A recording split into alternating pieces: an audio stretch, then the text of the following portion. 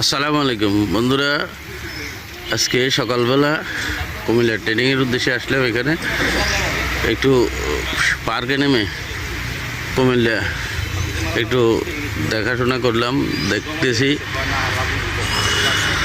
দেখেন, আসলে আমরা তো সময় পাই না, এই জন্য আসতে পারি না। আমাদের কুমিল্লা পার্ক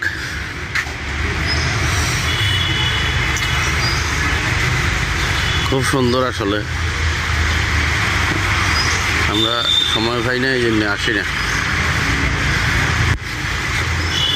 আজকে আসলাম, এই জন্য সকালবেলা একটু সময় পাইলাম, দেখতেছি কি অবস্থা।